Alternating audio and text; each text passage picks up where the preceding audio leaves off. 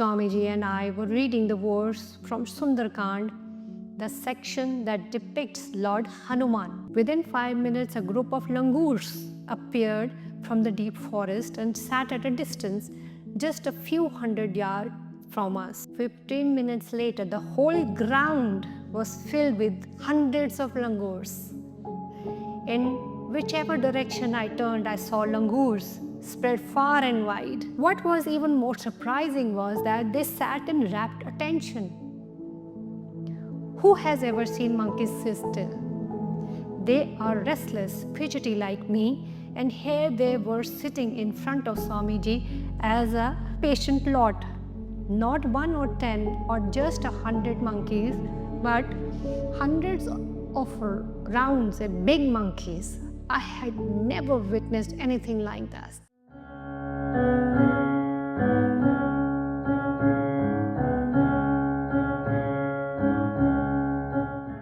So I picked up a chapter where you can connect to one of the Swamis here.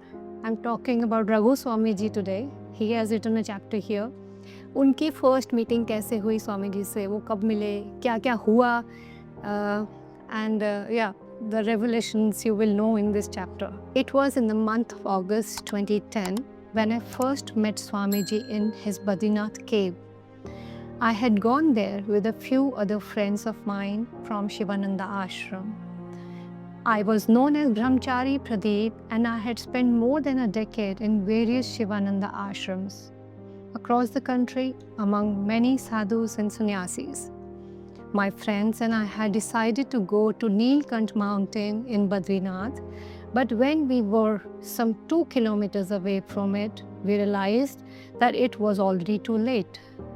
Just then, I felt that a tall, thin sannyasi waved at me from a distance. I told my friends that they could leave while I had to go and meet this monk. Swamiji's cave was tucked under a giant rock. The door was barely 3 feet high. I bent in almost half and entered. It was a small cave and very cold. In front of me sat a sannyasi with no clothes on his body except then a lion cloth. That was the first thing that caught my attention. The temperature must have been 8 to 10 degrees Celsius outside and 4 to 5 degrees inside. He seemed at perfect ease. There was no fire lit in the cave. How does he stay warm? The cold surface had a temple in. I bowed down before him. While I was a little intimidated by his unusual gaze that was both piercing and compassionate at once, I still thought he was just another wandering sadhu living in caves and all. "You are from Orissa," he said in a matter of fact. I was completely startled. "Lord Jagannath has sent you here because I am planning to visit him when I conclude this sadhana and I have never been to Puri." I was zapped. He was unlike anyone I had ever met. "Where do you live, Swamiji?"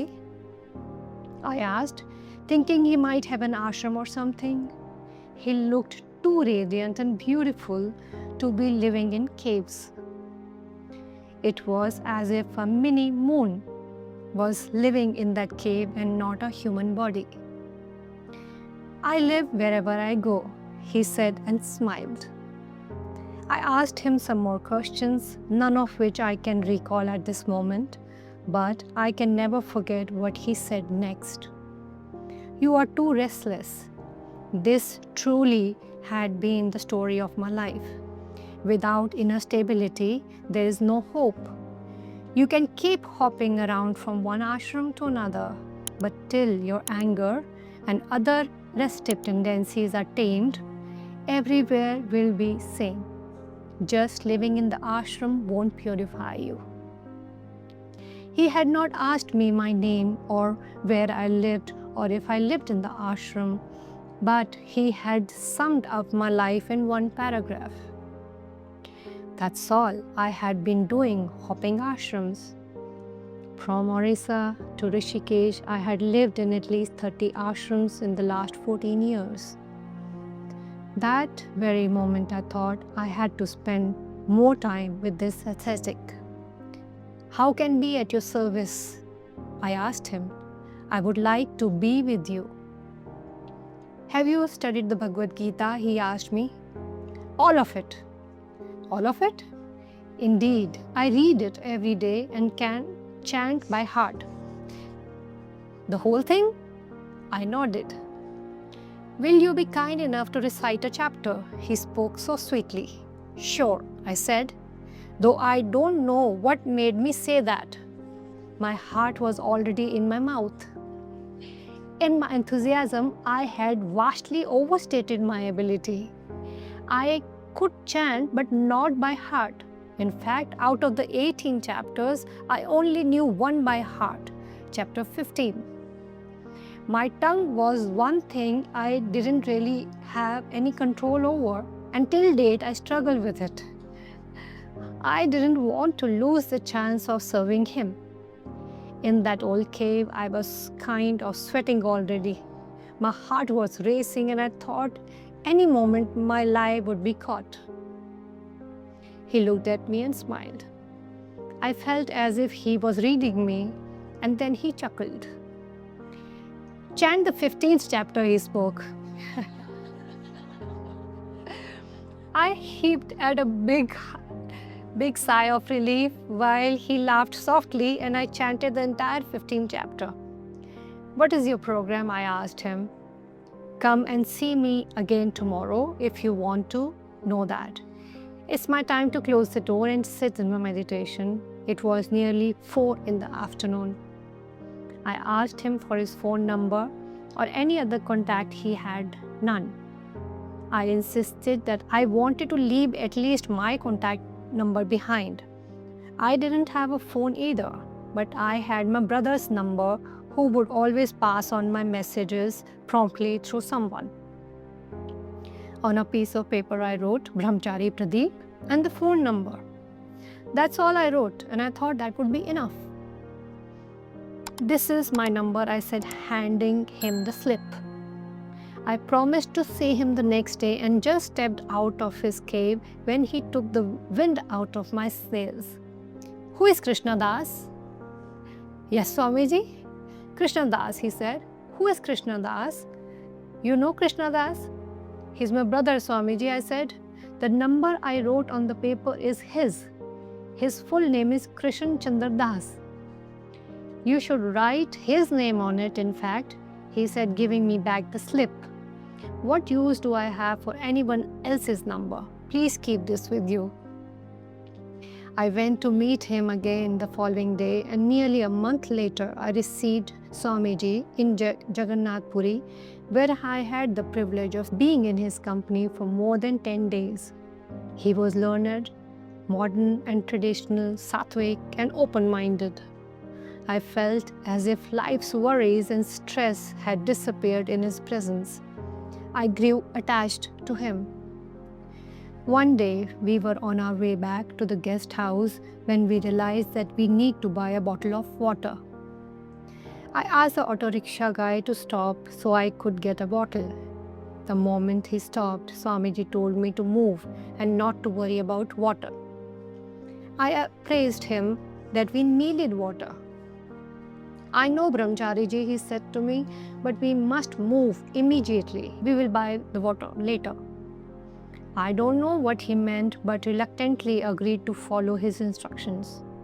Some 20 minutes later, just when he reached our guest house, a sadhu came and fell at Swamiji's feet. Maharajji, he cried, you kept your word. I can't believe it. You actually kept your word. Swamiji invited him in, and he told me that he had met Swamiji in Varanasi a few months ago. He was so struck by Swamiji's presence and energy that he had asked for a way to get in touch with him and requested his phone number, to which Swamiji had replied that he didn't keep any phone or had any contact number. This sadhu had cried at the time and had requested Swamiji that he would like to see him again. Swamiji had assured him that he would definitely meet him. But how? He had asked. There's no way to contact you. Leave that to me, Swamiji had told him. You have my word. I will see you again soon. But where, when, how will I find you in this big wide world? It's not as big as it seems, Swamiji had said to him. I'll find you, I promise. This sadhu was excited beyond words to have met Swamiji in what appeared to be totally random meeting, as if completely by chance. Still, I will be honest with you here. Having living with so many sannyasis in the past many years, I wanted to serve Swamiji and be with him. But it wasn't really out of great reverence as such. It was more because I strongly felt that he alone could transform me and help me overcome my restless tendencies. A few days later, Swamiji left Puri and went back to the Himalayas. I didn't know once again where he went, but he promised me that he would call me when he needed me.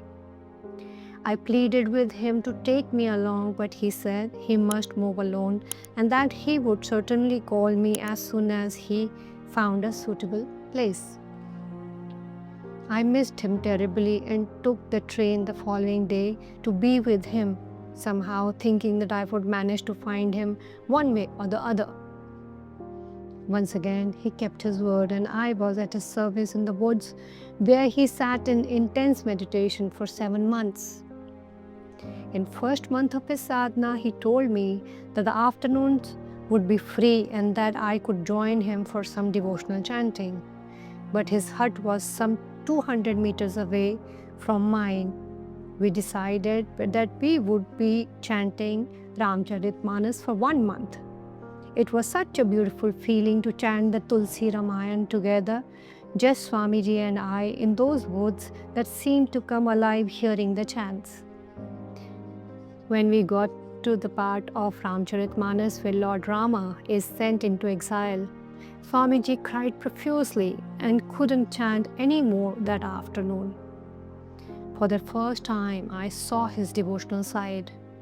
Till then, he had appeared more of a yogi to me than a bhakta, a yogi with heightened consciousness. But from that day on, I noticed how he would be immersed while singing the glories of Lord Rama or chanting the holy names. And then, one day of the most memorable and fascinating experiences of my life took place. Swamiji and I were reading the verse from Sundar Kand, the section that depicts Lord Hanuman. As always, we sat down outside Swamiji's hut and we began to read aloud from the scripture. Within 5 minutes, a group of langurs appeared from the deep forest and sat at a distance just a few hundred yards from us. Slowly, more langurs started arriving. They kept trickling in from the forest. Swamiji continued to read the verse after verse from Sundar Kand. 15 minutes later, the whole ground was filled with hundreds of langurs. In whichever direction I turned, I saw langurs spread far and wide. The number could be anywhere between 800 to 1000. Imagine the sight, how it would be. They sat in the formation that reminded me of an amphitheater. What was even more surprising was that they sat in rapt attention. Who has ever seen monkeys sit still? They are restless, fidgety like me, and here they were sitting in front of Swamiji as a patient lot. Not 1 or 10 or just 100 monkeys, but hundreds of rounds and big monkeys. I had never witnessed anything like that. On Swamiji's part, there was no reaction, just an occasional smile. When we finished the chant, they were all still sitting there as if stoned or rooted to the ground. I got up and coughed very loudly with the intention to apprise them of our presence, and within seconds, Kicking up clouds of dust, they galloped and jumped to nearby trees, disappearing in no time. You can break the biggest rock with gentle strike, but the smaller tendencies are hard to break even with the giant blow.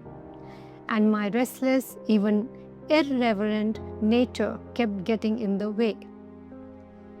Though I had always prayed to Lord Rama, it had mostly been an external affair for me, not something I felt within the deepest recesses of our consciousness, but more of a ritual. I had gotten used to it. I had little purity in me, yet Swamiji chose me to serve him during the most significant phase of his sadhana. Serving Swamiji in those cold, austere conditions was a great test of my own strength of character. In those days, Swamiji would come to my hut at 12 p.m. every day to have one and only meal of the day. And if that frugal meal of a vegetable and chapatis didn't turn out well, he would go hungry for another 24 hours. On an average, Swamiji meditated for 18 to 20 hours a day. His face showed no sign of fatigue. Indeed, his entire being radiated with a silent resilience. Surrounded by green meadows and layers of snow and dense forest, he stayed in 2 different huts for over 8 months. There were many challenges in living at an altitude of 10,000 feet, but none more daunting than arranging for firewood for Swamiji's yajna, which he offered every night to the Divine Mother after his religious sadhana. In a land covered with snow, it was difficult to find dry wood. Some morning, with an axe in the hand, I would venture out far, poking the snow from an axe to look for dry wood. Swamiji, aware of the difficulties with which I arranged the firewood, never used the wood for keeping his hut warm. It was a damp, cold place in which he lived as happily as a man who had no need to even have comfort of warm clothes. A true yogi, I never saw him in anything other than simple cotton robe or a rare occasional thin shawl. The firewood was not used even once to heat his icy cold water. He bathed in the wee hours of the morning with water that had turned into ice. I can never forget a particular incident. At the end of his only meal of the day, he would put his hand in a jar and take out a small jaggery and a sesame seed laddu that he had made himself. Every time he gave me one laddu too and asked if I needed another one. But he always took only one. "You can have as many as you like now, Brahmachari ji," he said to me. "You can even take extra and keep them for consumption later. But please, never take out any laddu after I close the jar. It's my ritual of offering to Divine Mother. Only once in 24 hours I open this jar. I am very happy to make a whole jar full of laddus for you if you like." I shook my head, saying I don't need more, and I assured him that I won't open the jar on my own. At times I had to shift the jar because of the rats, I told Swamiji, but the rats too, which he said that there was no problem. Even though I understood him, I didn't fully understand. I thought it was like any other ritual many sannyasis or swamis and devotees perform throughout the world. I had lived with many monks who did their rituals strictly in the morning and evening, even though their conduct in all affairs of life had been ordinary. A few times in the past, 3 times to be precise, when I had come back from the wood, I had felt hungry and I took out laddu and ate them. Of course, I didn't tell Swamiji, he said. I didn't think so much small matter warranted his attention. Besides, he didn't notice my sneaky rage in the jar. One more time, after bringing a can of water, I felt hungry. I opened the jar and popped 2 in my mouth. Carefully, I closed the lid and placed the jar exactly where it was. The next day, it was in the second week of December 2010, Swamiji came to my hut and had his meal. In the end, he opened the jar and took out a laddu. He worshipped a mantra on it and then put it back in the jar. "Here, Brahmachariji," he said most lovingly to me, "please keep this jar and you can eat from it whenever you like." "Why, Swamiji?" I asked, hiding a whirlwind of thoughts, possibility and nervousness. "Aren't you going to have one?" "I can't. It's not too fit for offering." I kept quiet. I still felt that I could cover up my act and there is no way that he would find out. I didn't utter a word. He looked at me one more time and chuckled. "3 times I can seek her forgiveness, but not more than that, Brahmachariji," he said. "3 times you took from this jar earlier. I didn't say anything, but today Mother has refused to take this." I was both ashamed and confused, for I didn't know if he was okay with it or not, because he was saying everything so lovingly as if he was praising me. I apologized, but he gave me the jar. "When these finish," he added, "let me know and I'll be happily making more for you." Some 10 days after, he was to embark on 150-day sadhana, during which he said he would offer 1 laddu to Mother Divine every day. I told him that I would make 150 in one go and he could focus on meditation. He made a small sample batch and showed me how to make them. They had to be soft, of a certain texture, size and taste. "If you try to adopt the quick method by heating the jaggery," he said, "they will go hard and unfit for offering." I promised him that I would strictly follow his instructions. But when I started making them, I realized that heating jaggery would indeed make it soft in no time, and then putting grounded seeds would make a perfect laddu. When the day of the sadhana came and Swamiji took out one for offering, tears rolled down his eyes. I asked Mother to be honest with me and reject if these laddoos are not acceptable, he said to me. And he said, "If she can't eat, I can't." He added, "I can't offer her these hard laddoos." He decided not to touch anything sweet for the rest of his sadhana. Instead, he would make the most perfect and pure laddoos in his mind, he told me, along with other delicacies, and offer that to Devi. That way, nothing could compromise the purity of the offering. I felt quite bad, but I will be honest with you, those were still my early days of being with Swamiji. I didn't know him even well. He told me affectionately that I could eat those 150 laddoos, and I had made and I gobbled them down in less than a month. Bolo Shri Hari Bhagwan ki jai.